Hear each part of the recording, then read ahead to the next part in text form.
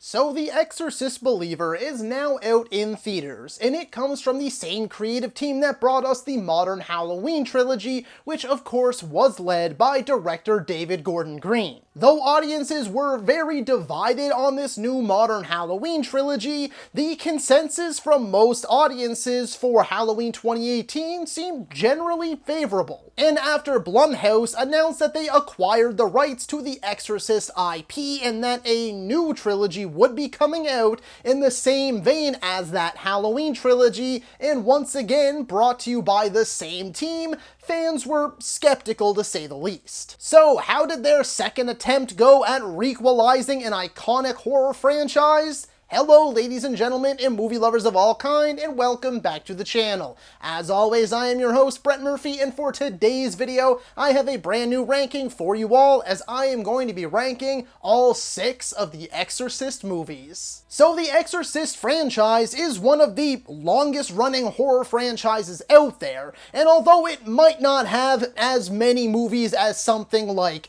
Halloween or Saw or Paranormal Activity, it is absolutely considered one of the OGs, with the original releasing way back in 1973. And though since the original these movies have had a rough time at the box office and a very middling reception, just the name The Exorcist alone is more than enough to strike fear in the hearts of movie lovers everywhere. Now that most audiences have had the chance to go see The Exorcist Believer, how does it compare to the rest? Well, ladies and gentlemen, that's what we're about to find out. As per usual, this list, like any other list, is 100% subjective. It is my own personal thoughts, feelings, beliefs, and opinions, and that is why it is oh so important for you to drop your own ranking in the comments below. Before I hop into my ranking, I just wanted to let you all know that I have an entire playlist dedicated to all of my ranking videos. We are well over 100 and probably closing in on 150 videos currently in that playlist, so if movie rankings are your thing,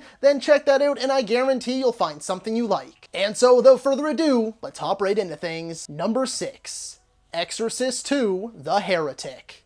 Look, I'm not gonna drag this one out and waste your time or mine. If you've seen this movie before, or hell, if you've even heard of this movie before, you will already know that this is not only considered one of the worst movie sequels ever made, but one of the worst movies ever made, period, and that's for good reason. No matter where I look and how hard I search, I have never been able to find a concrete answer or any sort of rational reasoning for why this movie turned out the way it did. I have no idea what they were thinking, and apparently neither does anyone else. Number 5, Dominion: Prequel to The Exorcist.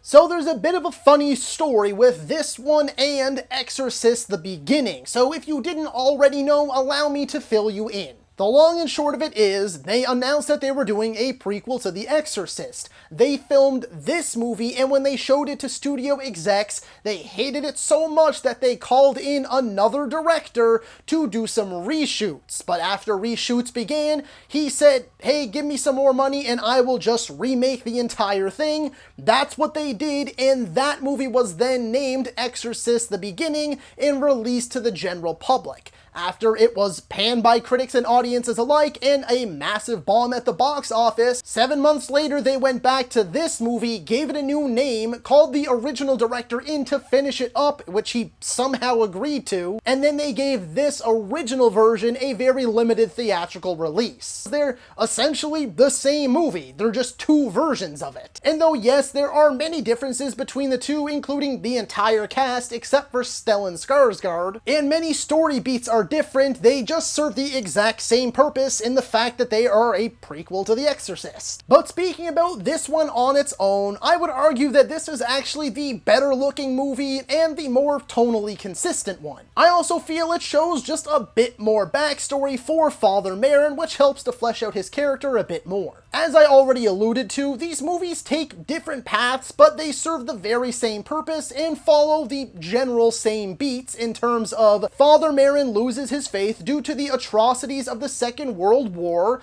becomes an archaeologist, does some digging, and unearths this demon only to regain his faith to fight the demon and banish it from this world. Stellan Skarsgård gives a superb performance in both movies. He is by far the best part. And I do think in terms of the supporting cast, this movie does have the superior version of Father Francis. However, it just goes way off the rails in the final act. I mean, the entire movie up until the final act isn't amazing. In fact, it's pretty forgettable. But it just goes way out there by turning this young boy that we've kind of been following throughout the movie into a floating, hairless, naked, diaper-wearing demon. It gets very weird, and that's where it especially lost me. Number 4. Exorcist: The Beginning.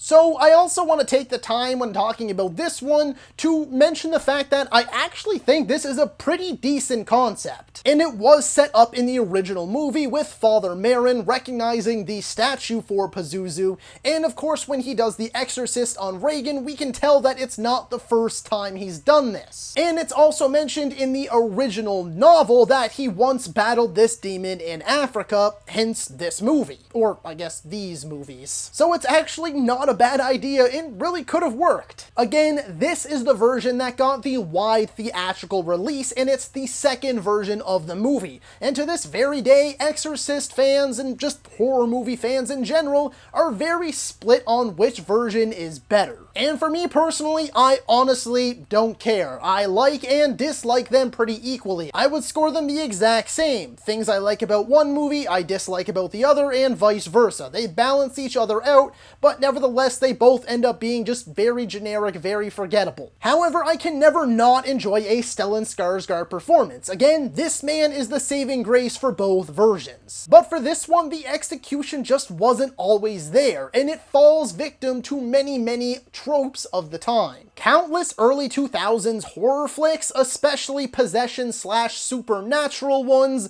all feel the exact same, and unfortunately this one is no different. I think this version of Father Francis is weaker, however their female companion in this one named Sarah is superior to Rachel, who was in Dominion. They have a different little boy who is much younger and does not get possessed. I do like that this one actually features the statue from the original Exorcist movie, just tying everything together a bit better. And the ending is different. There is no naked, hairless, diaper-wearing floaty boy. Instead, it is Sarah who gets possessed in this one, and I feel like that's where it feels more like an Exorcist movie to me. I also feel that this one has a bit more horror to it too. There's a bit more gore and a bit more like tries to be scary moments. Nevertheless though, pick your poison on these two. Again, pretty much the same movie, does serve the same purpose, just slightly different paths. Number 3, The Exorcist Believer.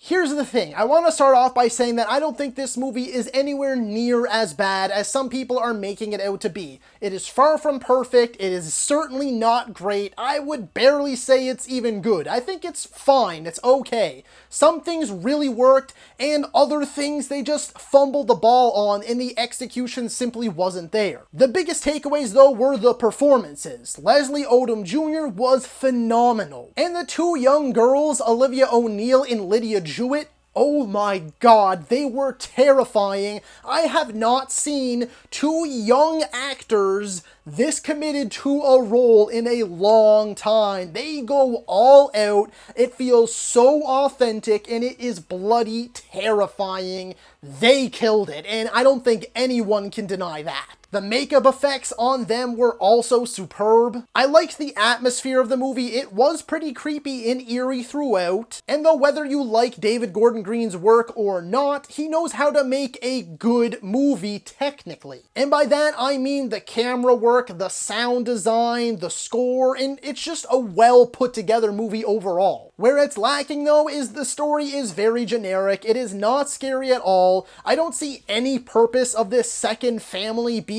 in here outside of one part of the final act, and that one part of the final act was one of the better moments in little sections of the movie, but aside from that we get no development from them whatsoever, and I feel the movie could have been stronger if it was a more condensed, contained story that just focused on Leslie Odom Jr. and his daughter, played played by Lydia Jewett because they were the stronger aspects of the movie. Some people complained about this, that it felt like two different movies, like it was a missing children's movie, and then it turned to the supernatural horror, and I feel that the supernatural possession side of things was a bit rushed, but overall, despite some pacing issues here and there, I actually did kind of enjoy this movie. I see why some people didn't like it, but to me personally, a lot of the hate does feel very blown out of proportion. It's just your average run-of-the-mill horror movie, and there's a good chance at this point that we probably won't see the sequels anyway, and this one does end on just like, you know, it can be its own thing. So although it does have its issues, again, I left the theater not having minded this one at all. It was just like, whatever.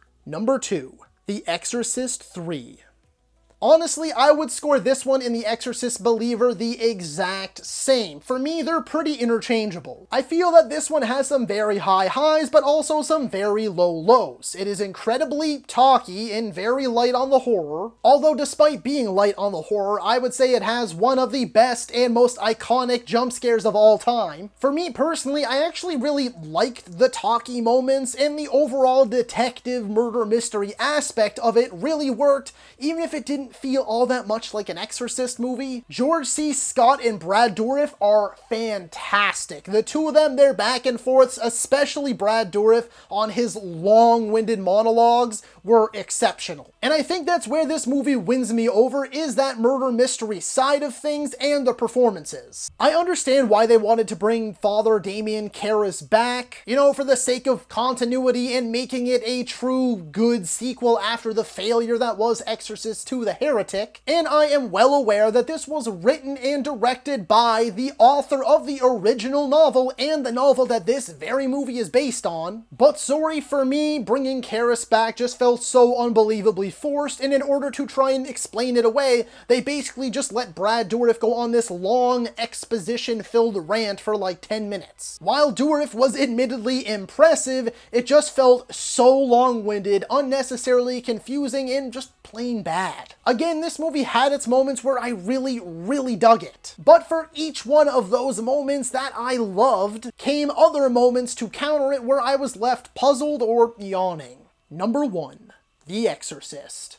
I mean, come on. No explanation needed. You all saw this one coming. I will be shocked if anyone says that they like any of these other Exorcist movies more than the original. It is one of the most iconic movies of all time. Not just in the horror genre, but one of the most iconic movies ever made. One of the scariest movies ever made, and just flat out one of the best movies ever made. Not every aspect has aged the best. No, certainly not. But the practical effects are still some of the best in the business. But the performances across the board are just astounding and unbelievably outstanding. Ellen Bernstein, Linda Blair, Max von Sydow, Lee J. Cobb, Jason Miller as Father Karras, they are all at the top of their game. And I think some people forget that when this movie originally released, it terrified people, it shocked the world, and to this very day, especially people who were alive to see this in theaters when it first dropped, they swear it is the scariest thing they have ever watched. And although a lot of it's pretty campy and corny and cheesy now, there's no denying the impact that this movie has and continues to have. And it is without a doubt the best of the Exorcist movies. So that is all for today's video, folks. Be sure to let me know down in the comments if you agree or disagree with my ranking.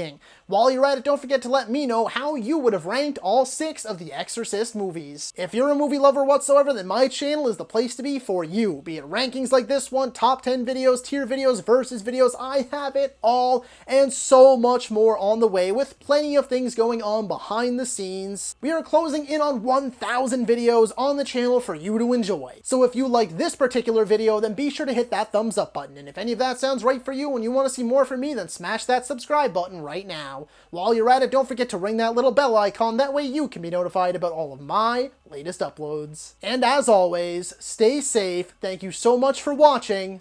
And that's a wrap. Hey you, yeah you, if you made it this far, just know I appreciate you. And while you're here, consider hitting that subscribe button.